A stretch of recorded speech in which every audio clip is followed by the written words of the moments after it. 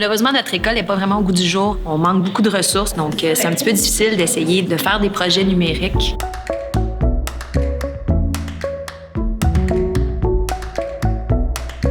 Numérique, travailler avec des ordinateurs, littératie, littérature.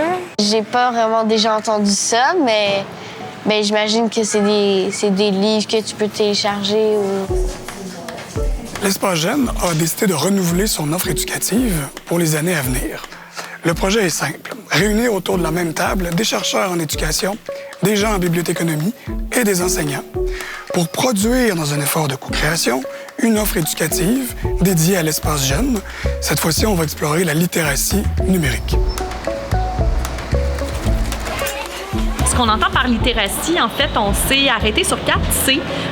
Pour nous, la littératie, c'est de développer la capacité à communiquer, à comprendre, à créer et à critiquer aussi. Notre spécifique à une école montréalaise pour tous, c'est de soutenir l'intervention en milieu défavorisé et en milieu défavorisé pluriethnique. Le but de notre participation à ce projet de recherche-là, c'est d'aller valider, vérifier, comprendre si le numérique, justement, vient creuser les écarts de réussite entre les milieux plus favorisés et les milieux plus défavorisés, ou si, au contraire, il vient les diminuer, ces écarts-là de réussite. Ce qu'on a fait, c'est qu'on nous a donné un buffet. On nous a dit, prenez toutes les ressources que vous pouvez prendre, que vous voulez prendre, puis montez un projet avec ça. Un Fab Lab, c'est un espace de création.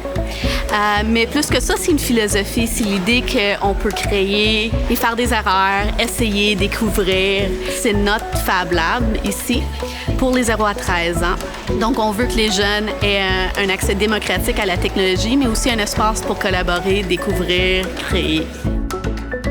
On a décidé de créer une expo-science à l'aide des technologies. Alors, ce qu'on a décidé de faire, c'est de créer un balado à partir d'une question scientifique que les enfants se posaient. Aujourd'hui, vos deux animateurs, Marissa et Adam, vous posent la question suivante. Comment fonctionne le traîneau à chien? Nous pensons que le traîneau fonctionne avec... Le but du projet, c'est de travailler avec les enfants le récit en 5 temps et aussi de leur donner une base en programmation. J'adore ça, c'est super le fun. C'est genre une façon d'apprendre en s'amusant aussi. On apprend à faire un jeu vidéo. Moi, j'ai pas beaucoup de connaissances en jeu vidéo, j'en ai pas chez moi. C'est ce qui me permet d'apprendre et être comme les autres amis aussi. On fait que des cubes autour ici. Comment? Ben genre, regarde. Ah, ok, là j'ai compris.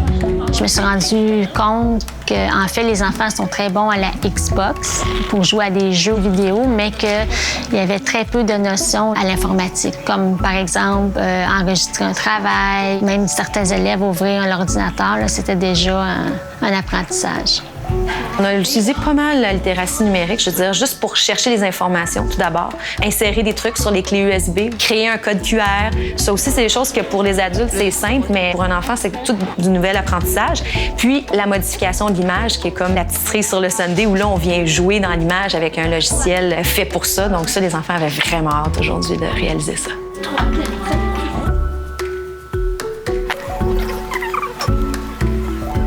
Ce qui est le fun de ce projet-là, c'est que les enfants réalisent que BNQ offre ça.